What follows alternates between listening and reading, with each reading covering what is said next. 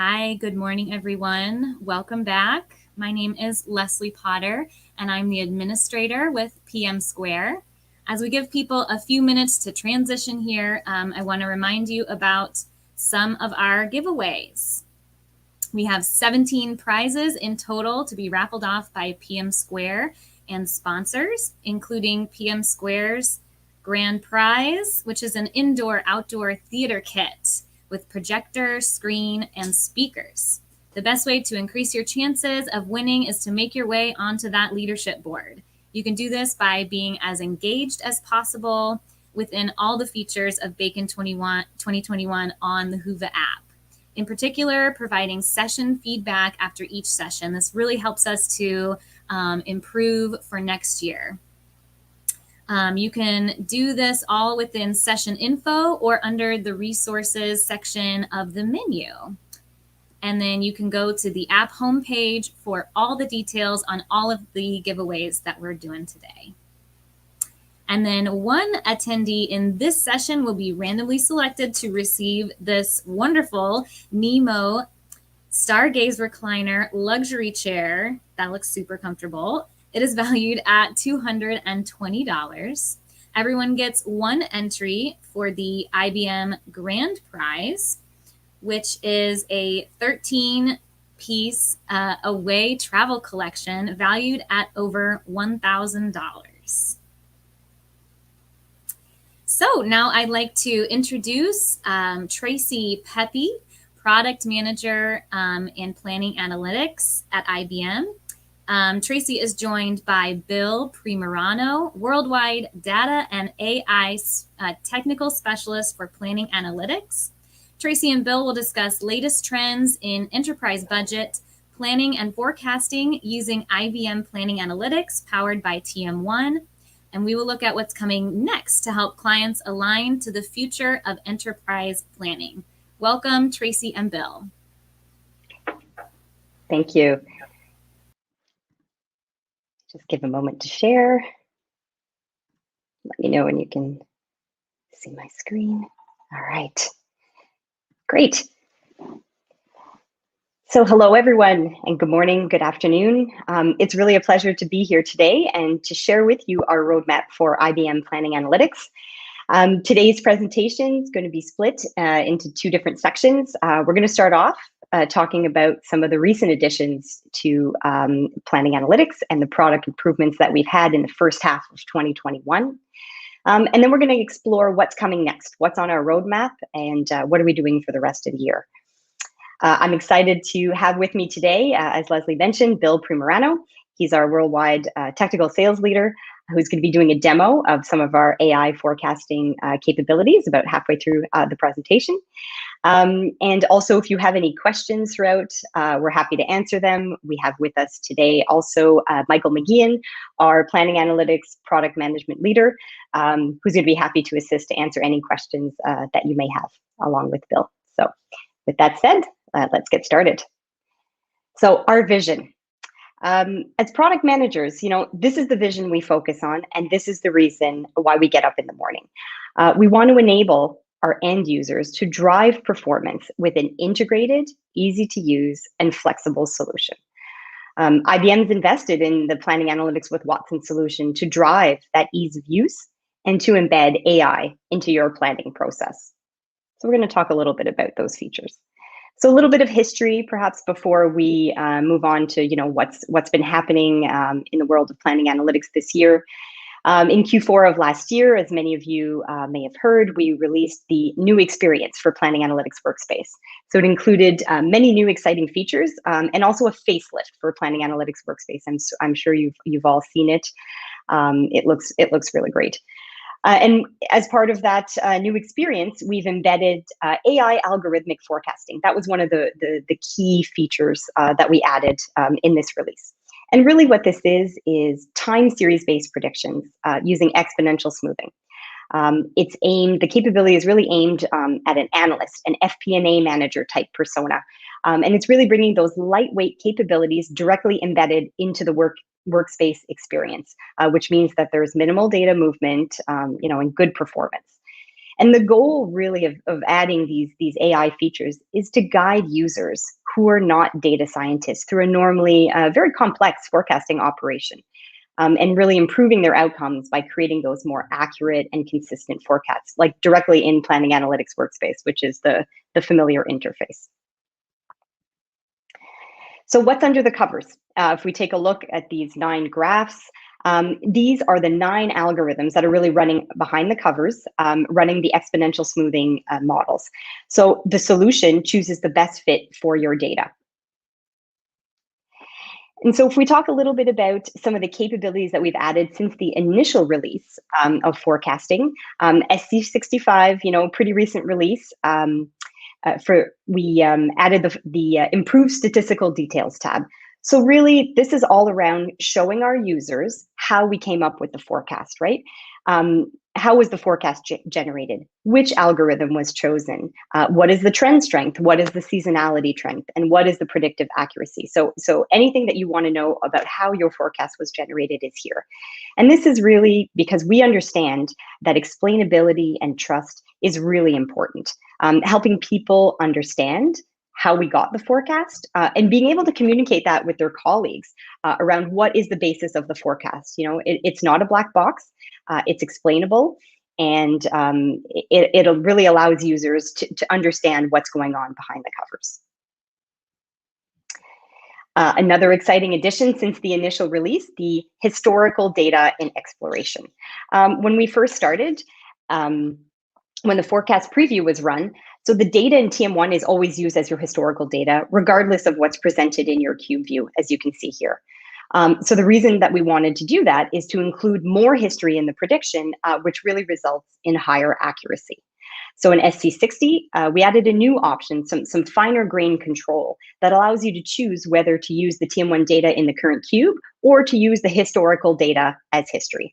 You know your data. We wanted to offer our users, we heard the feedback, we want to be able to select which data that we're using in our forecasts. There's a great blog written by Martin Stewart, who's leading the charge. He's the product manager for all of the AI forecasting capabilities. I invite you to check out his blog and all of the exciting features that he's written about in AI forecasting. And then another small improvement. It sounds small, but it's very useful. Ignoring time periods. So if you're in SC64 and later, it allows you to specify which time periods you can ignore or you want to ignore when creating your forecast. Think of the use case. Think that we're mid-month in August, we're on the 15th and we're not quite at the end of the month.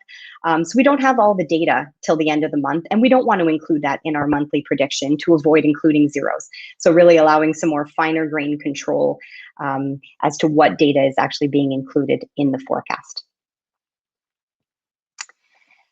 Customer use cases. So what are some of the use cases that our customers are telling us about? What is the market telling us about AI? We've got Vapo and Ancestry, and also Vasan, which I want to take a few minutes to talk about today. Vasan, if you don't know them, are a Finnish bakery.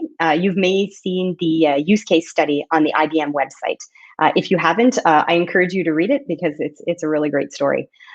They're one of the oldest bakeries located in Finland, and they're using the AI capabilities in Planning Analytics to forecast consumption needs, not only to produce the bread in their bakeries, but to keep their bakeries warm in the freezing cold Finnish winters, which I hear have nothing on the Ottawa winters.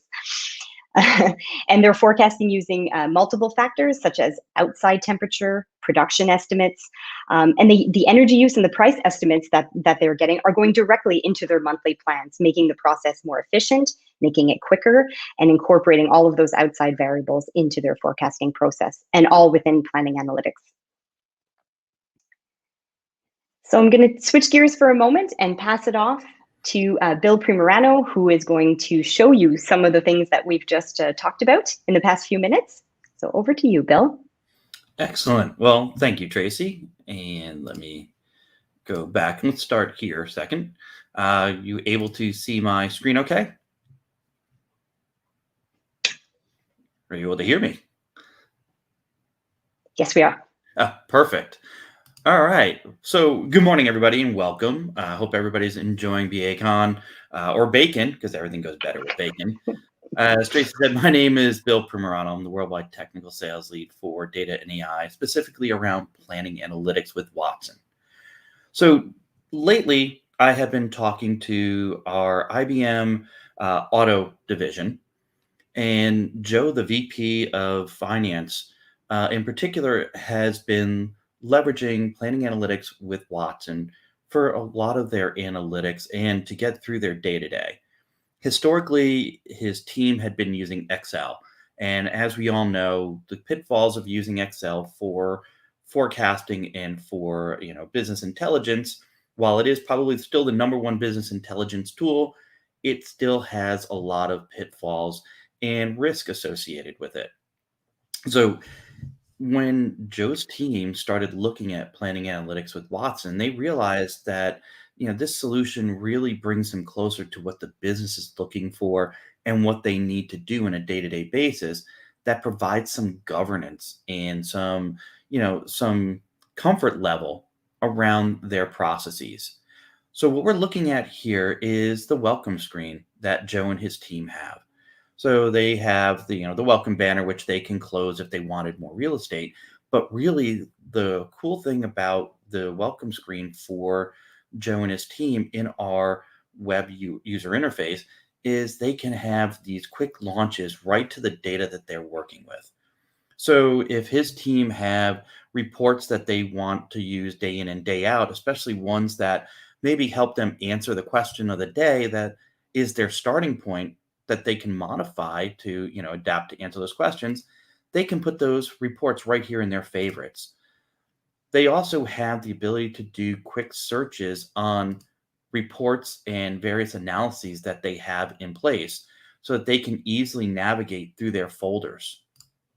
Now, Joe's team doesn't all have administrative access, but for those on the team who are administrators and need to do some additional modeling or set up security, they have the quick launch right in here that they can go to. What's really cool about the workspace environment is the help capability. So when Joe's team are looking to do some of the different activities, they now have help embedded right in here. So as they start to work with the environment and they start to do different models, whether they're in a guided plan or they're trying to build a workbook, they have the help right here at their fingertips. And what's really nice about the machine learning capabilities is the more they use this, the more the system learns and understands what they have been doing, and it brings them right to a guided set of help cues and videos. So that is all being said that what's going on with the welcome screen for Joe and his team. But now Joe has set up a process where he is setting up some workflow, so a guided plan around what he needs to do for work as well as what his team does.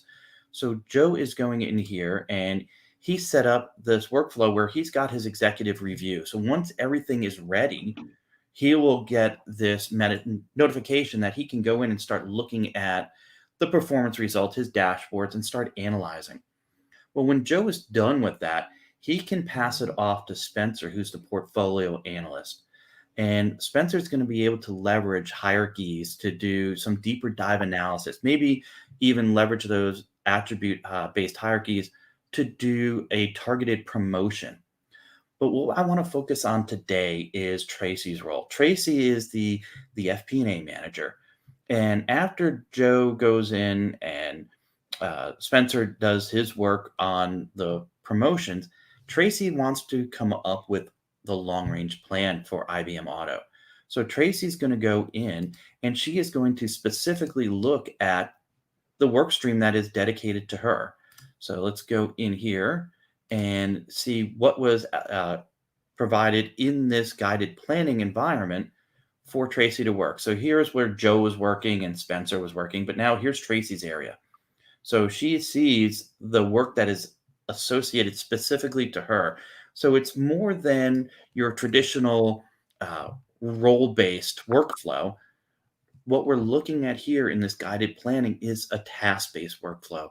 So if Tracy had more than just the predictive and the long-range plan to work on, she will see all of those work streams listed across the top here. And she'll be able to go into all of those very quickly and very easily. But Tracy's focus today is on creating that long range plan. So, with the embedded AI algorithmic forecasting capabilities in Planning Analytics uh, workspace, she can go in here and select at any level of the structure for where their dealerships are. If she wanted to go specifically in North America and only focus on the dealerships in Mexico or Canada, she can. But today, Tracy wants to go in and just do a high level forecast and look at what the long range plan would be for the balance of year into next year at the top of the top. So she is going to select the parent of all parents here of her structure for the dealerships. She went in and highlighted world, and now she wants to invoke that embedded AI algorithmic forecasting. Now, the cool part, and there's a lot of cool parts of everything I've been showing you. So the cool part of what Tracy's doing here is she doesn't need to be a data scientist. The system is doing that heavy lifting. So behind the scenes, there's roughly, I believe, Tracy, you've mentioned 9 algorithms running, so exponential smoothing algorithms. I think you showed that on that last screen or 2 screens ago, where the system is going to do that lifting. So Tracy, being an FP&A manager, doesn't have to have a background in data science. What she is going to look at is the trends and the seasonality of the data that she has here. Now, she is looking at data set that goes all the way up through August. So the system knows that, okay, the first forecast period is September, and she wants it to go through the end of next year, or 2021 in this instance. Now, some of the other things that are available is the auto detective seasonality. When you're using time-based series or exponential smoothing algorithms, you want that seasonality component because that's really what's going to help drive that consistent trend and look at the correlations that are going on. She can either choose all the historical data that is available in the cube. So if she has data that goes back 10 plus years, she can leverage that because, as you know, the more data you have, the more consistent, more accurate your projections are going to be. Or she can just stick to what's the data right here in this exploration. So that choice is hers right here. She also can choose where is this prediction going to be saved. So what version will it be saved in? So she can make all of these choices. But now what's really neat is the ability to ignore specific time periods. And Tracy had alluded to that in her presentation. But, as we all know, when COVID hit, the first few months of 2020 really were not great indicators of what was going on. So in your process, you can go in and exclude those. So Tracy may want to go in and exclude the first 4 months of 2020.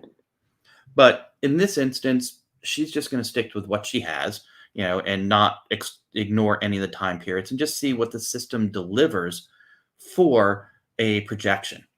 So first she wants to do is preview. So it's looking at those historical patterns, looking at the trends, looking at the seasonality. And then it's saying, okay, based on what I've seen from January of 2017 all the way through, here is that projected pattern.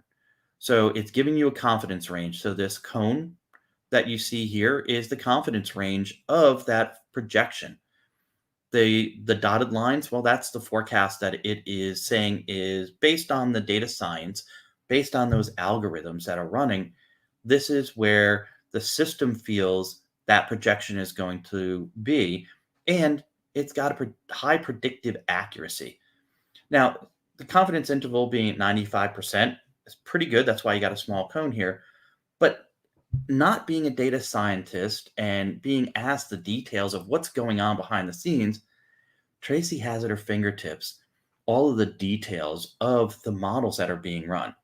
So here it's showing that the predictive accuracy of the data set that she's used is giving her 93.33%. That's pretty good. it's going to tell her the measure, the errors, and the model fit in here. So for the data scientists that are looking for these pieces of information, it's there. And we have the hover over and pop-ups to explain what is MAE for those of us who don't know these things. But again, the system is doing the heavy lifting. So while Tracy chose what level to do the forecast at and have it cascade down to all the children below, the system is running those different algorithms and it's going to choose the one that has the best fit to deliver the right results with the highest level of confidence. Now, we talked about using that exponential smoothing model with seasonality and looking at the trend. So you could see here the seasonality strength of almost 90.5%. So it's pretty good seasonality strength that's going to drive that forecast. But if you want to look at what are the combinations in that model that were selected, here's where all the data science comes in.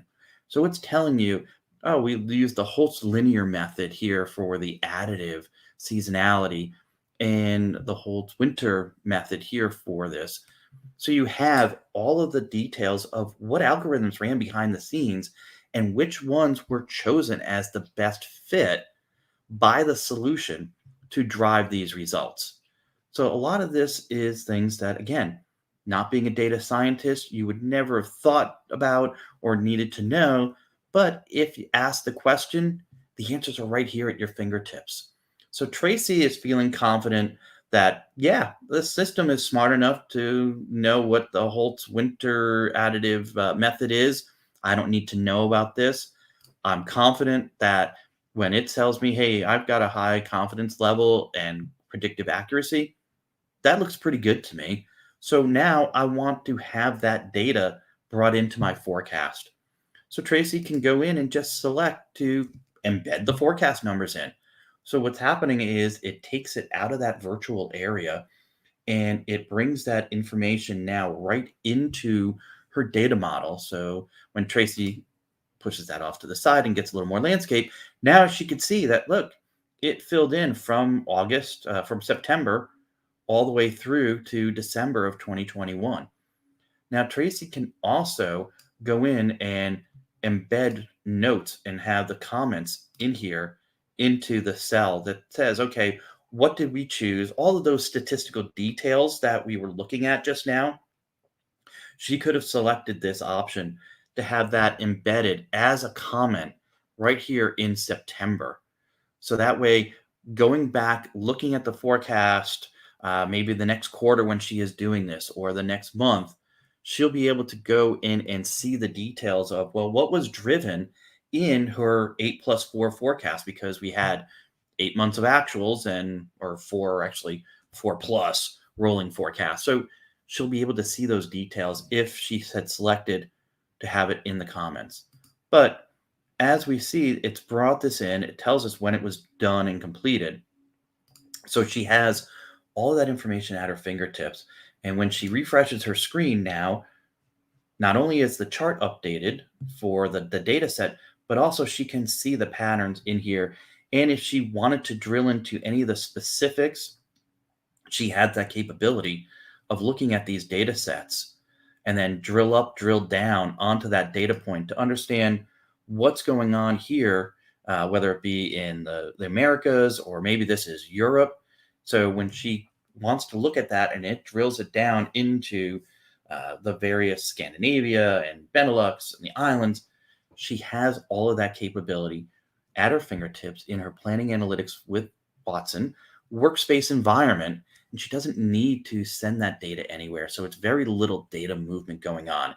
It's all embedded right here and empowering Tracy as the FP&A manager to get through her day and complete the task. So once she's done, she then all she has to do is go in and submit her data. She can enter a commentary and say, maybe it's good to go. And once she submits that, it's locked in and she's ready. It rolls on to the next person in the process. So, with that, I want to turn things back over to Tracy for the roadmap session. Tracy, back to you. Fantastic. Thank you so much, Bill. That was a great visual summary of of all the things that we talked about this morning. Very good. Thank you. I like your persona name, by the way.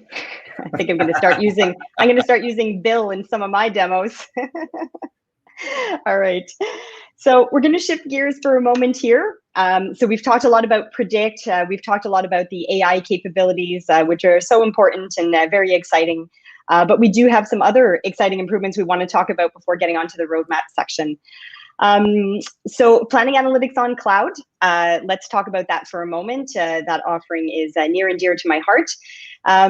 So in this year, we've worked to release a few new important, what we call self-serve capabilities in Planning Analytics on Cloud. And these are the ability to create and delete TM1 databases through the UI. So in Planning Analytics Administration, since SC62, you can go ahead and not only create, but delete the databases as you see fit. Obviously, capability is only allowed for administrators. But it's really great because before having these available in PAA, it required a support ticket to manage this whole process. So, customers have been asking us, and they're very happy now to have that control, to create and delete their databases on demand without needing any kind of external intervention. So it's really working on that time to value for our clients. We want to reduce the time that it takes to perform any of the actions that need to be done as part of the planning process. And we want to increase that value to our clients. So a great little addition to for all of the Planning Analytics on Cloud users. And another very exciting capability that I'm happy to talk about today, recent addition in SC65, is the Planning Analytics Workspace Modeling Workbench. And really what the Workbench does is it provides that dedicated TM1 modeling experience in Planning Analytics Workspace. It provides an IDE type of experience that is really built with the TM1 model developer in mind. That is our primary persona here. It's very different from the old approach of modelers having to create a book and interact with the modeling widgets, as we call them. Some of the capabilities that are included as part of the modeling workbench are support for multiple monitors. Modeling widgets can be pulled into separate tabs, separate web browser windows that can be pulled onto a second monitor. We know, as part of the user research, a lot of our planning modelers have very unique and special use cases that they need us to help deliver. So we've heard that, we've incorporated that in our support for multiple monitors. You can save and reuse workbenches. So similar to modeling books, the workbenches can be saved to the content store, and saved workbenches can be accessed right from the flyout navigation panel in the shared or in the personal folder. So really making that ease of access to get to all of the objects that you need for your model design experience. And then we have split screen between model objects for modelers with a single window. The workbench really allows you to put the widgets in the quadrant in which you want them, being able to compare two versions of the dimension or working on a dimension in TI all at the same time. And really maximizing that use of the screen space. Modeling widgets, they can use the full screen space you can maximize when open. So very different from the current experience, really extends to the data exploration widget as well and the cube viewer. And the cube viewer toolbar has also been optimized. That's very cool to only include the functionality required for modelers. So, the visualizations aren't accessed in the workbench. We're really focusing on those modeling type gestures. And really, that's really what this is all about. The intuitive gestures for modelers. Unique options can be presented right directly on the modeling tree itself. Some of the gestures can open multiple windows. For example, like a cell security and pick list, both open multiple tabs to configure the rules and access to the cube viewer. So less clicking around, more direct access, more intuitive gestures for the modelers. This is available. We got good feedback from our partners. This was in beta in the early part of the year. And as of SC65, so just a few releases ago, we've integrated this fully into the product. So it's available if you go into the data tile, and then you click on the top right, you have the option now to create a modeling workbench. So we've had good feedback. We're continuing to improve this incrementally.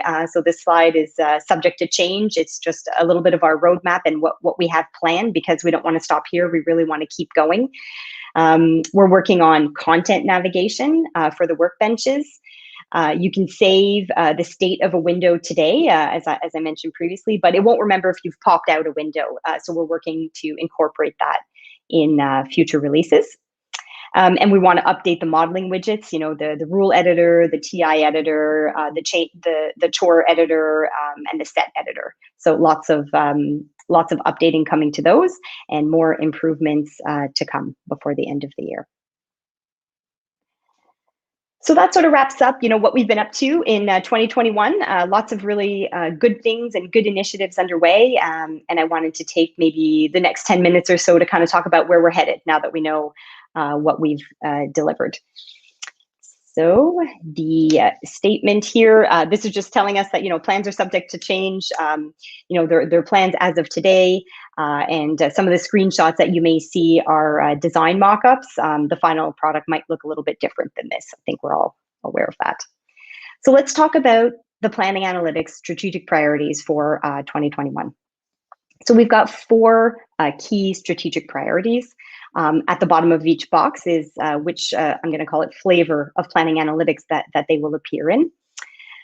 So I'll talk a little bit at a high level, all 4, and then we'll go into a deeper dive of each.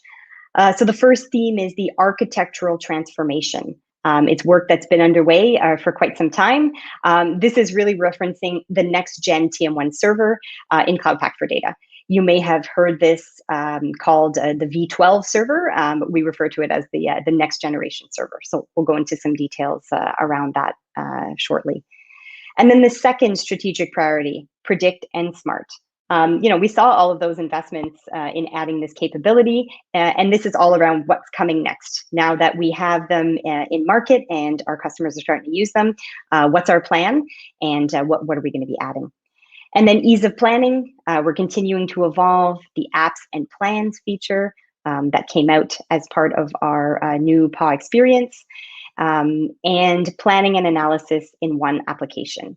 Our vision is, you know, making Workspace the web experience for all of our users. So I'll talk a little bit about some of the things that are coming to improve that experience. So the architectural transformation, the next gen TM1 server. So everything that we are doing is focused around speed and scale. You know, we can handle that scale that others can't. It's clear that, you know, TM1 in the market is a winner when it comes to speed and scale. We know that, you know, people who use our product, we get the feedback all the time that our speed and scale is really amazing. And really, the next gen server is around, you know, it's going to be containerized. You can set up replicas. You know, there's going to be a failover with no service disruption. This is a very important feature to our large clients. We're also working on memory allocation, bettering the memory allocation, changing the way that memory is released to the operating system. So we're making lots of improvements in that area for the next gen server. The interfaces that are going to be supported are PA, so Planning Analytics Workspace, Planning Analytics for Microsoft Excel, Web Sheets, and Cognos Analytics. Those are really the only 4 supported interfaces. Legacy products such as Architect will not be supported because everything is OData and REST API exclusively. And also note that, you know, this doesn't mean that you know, the existing V11, as we call it, TM1 server, the in-market TM1 server today will continue to exist beyond 2024. The plans for the next gen server are really, we're hoping to be in beta later this year and a release on CP4D by the end of 2021. I'll also point out, you know, all the improvements in Workspace and in Parfait that we're making are compatible with V11 and V12. So no concerns there. They will continue to work with both versions. So let's talk a little bit about predictive and smart. Planning Analytics has really embraced this and brought predict into all the features that Bill has demoed earlier. Martin's working hard on, listening to what our clients are saying, and he's got a great roadmap that I'm sure I won't do justice today. But I'll talk a little bit briefly about some of the capabilities that we have. We've heard from our clients that, it's great to be able to do that on-demand forecasting, but users want to be able to have a baseline forecast. So really the ability to forecast at a baseline level and then adjust, right? Baseline is really just seeding a lot of forecasts across the company. For example, if you're the manager, you want to create a baseline forecast for all of your coffee shops across North America, and then have your managers use this value as their starting value and adjust higher or lower. So we're definitely working towards adding that capability to the predict and smart. And kind of hand in hand with the baseline forecast is the ability to schedule a forecast. Currently it's on demand. I can click a button in the workspace. I can get my forecast. But what about letting it run while you're at home, or while you're on your way, or overnight? So we really want to give that control to the users to be able to schedule the forecast for a time that works for them. Get up in the morning and your forecast is ready for tweaking, if you will. We're working on some Watson Studio integration, infusing the power of analytics to improve the statistical accuracy, enable data science, really, users to leverage their skills. And then in a very short term, in SC68, we have the decision optimization, or the DO integration. So this is pretty exciting. This is combining planning analytics and decision optimization to factor in, goals, priorities, and finding really the optimal answers with a set of constraints. And you can really explore a little bit deeper, so this persona is more aimed at the data science persona. So being able to integrate that with decision optimization. And then agile demand planning. Really, it's an approach to sales and operational planning that can really help you stay agile and operational for the future. So the ease of planning. So Bill had showed some of the investments that we made in 2020 around, apps and plans. We really want to expand on the apps and plans. We're hearing the feedback in the market. And one of the things that we want to do is allowing non-admins to be able to create the plan. So we're working on introducing that capability. We also want to include approval and workflow. So now you can close or open a plan. There's one of two states. We really want to work around adding structure around that process, adding some of those capabilities. So it doesn't just have to be open or closed. You can have a little bit of a process in there. And the creation of a planning models, so annual plan, quarterly forecast, for example, and improving the creation of what we call TM1 models along with the assets, so the books and the solutions, etc. And really being able to guide the creation of planning models for our users, walking them through that process of creating the models. In planning analytics planning and analysis in one application, this is our second to last strategic priority. This is really all about planning analytics workspace, making it easy to use from an application perspective, having all of the capabilities in there that our users need. We did some action button work in SC 63 and 64. So that first point there, that's already been delivered, but it allows you to pass parameters when running your TIs. This was a big one that we're very happy is now available in the product. We're working on improvements in synchronization. Right today, you can synchronize parameters for an action button, but we're even looking to further those synchronization improvements. And the same thing for adding extra formatting options for calculations in PA. Today the calculations are very static. We've heard that the ability to edit a calculation would be a nice to have. So working towards the formatting options that we can offer for calculations. And then bringing the new geospatial capability, so bringing Mapbox in to replace the current mapping technology. Some very cool things happening in that space. And last but not least, template customization. In PA today, we offer, especially in the new experience, a lot of new templates to create your books. But really what we've been hearing is I would love the ability to create my own template to reuse. Maybe you have a special need for a specific plan, and I want to be able to share that template to be reused throughout my whole organization. And last but not least, adding a report or a dashboard distribution capability, which we know is highly desired. And so for the last strategic priority, let's talk a little bit about Excel, or our planning analytics for Excel interface.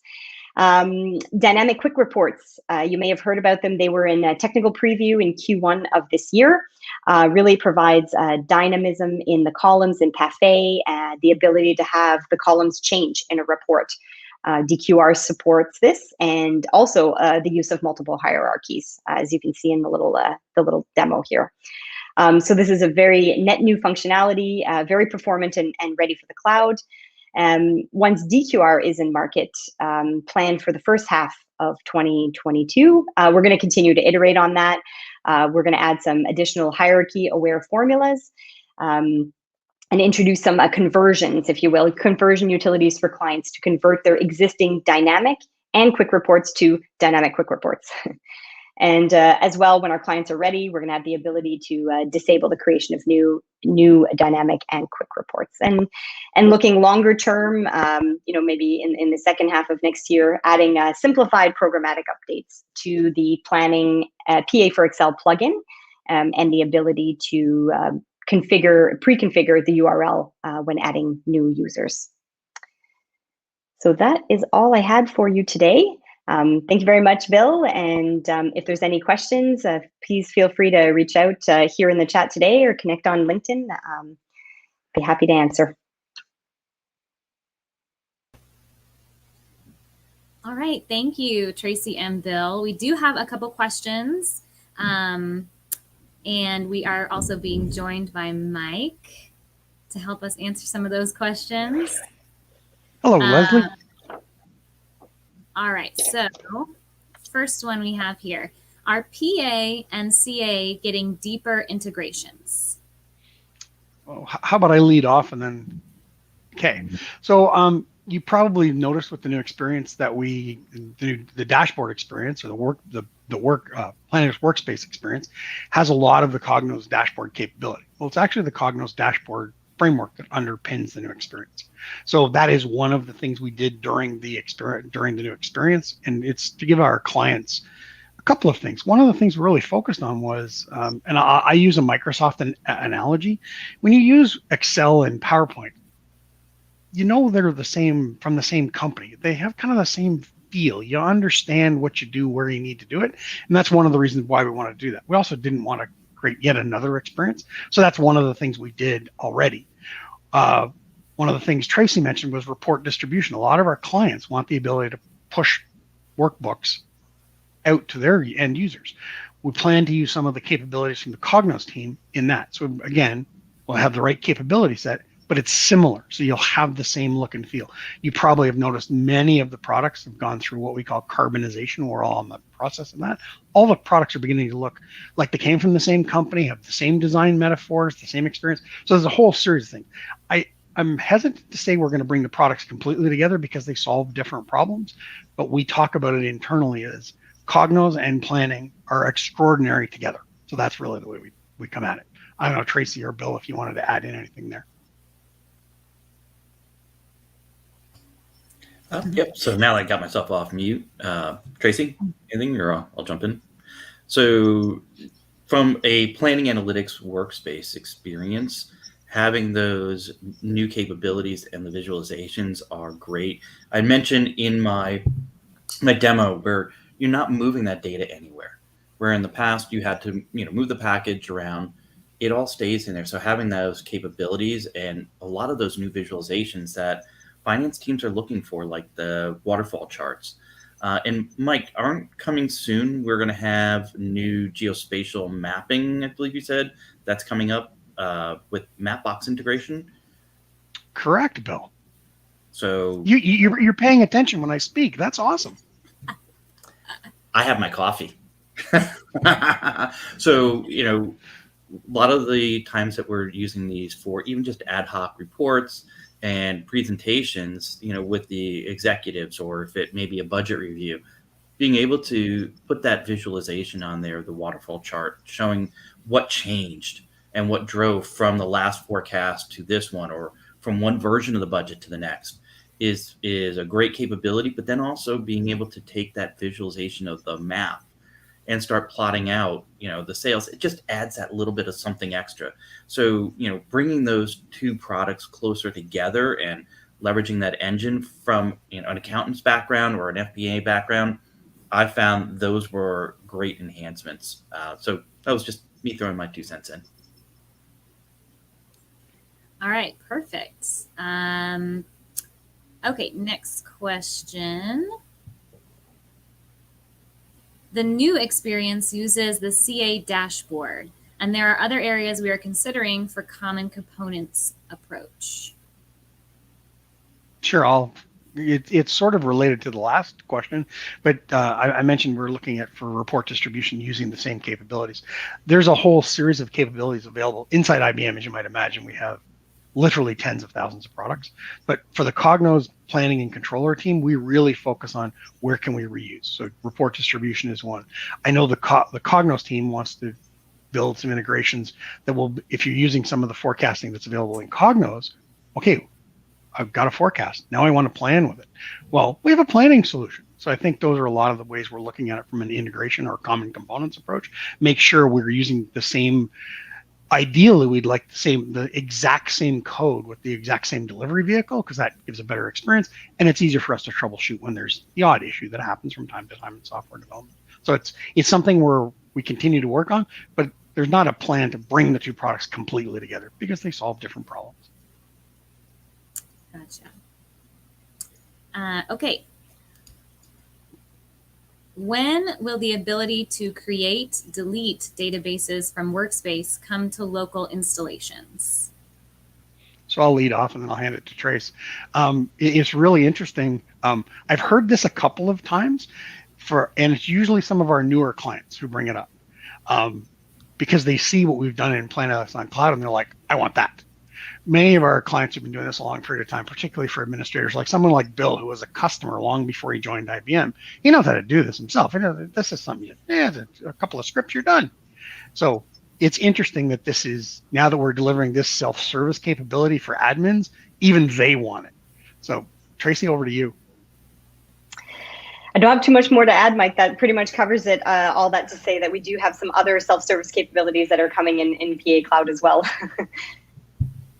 For the folks who are interested in this, please make sure you log a request for enhancement, because that helps Absolutely. us prioritize things. Because I'm guessing, but I don't think it would be that much work for us to turn it on Planet Analytics local. Yeah, but if not, please, up. I would. That's a good suggestion, Mike. We need some upvotes in AHA.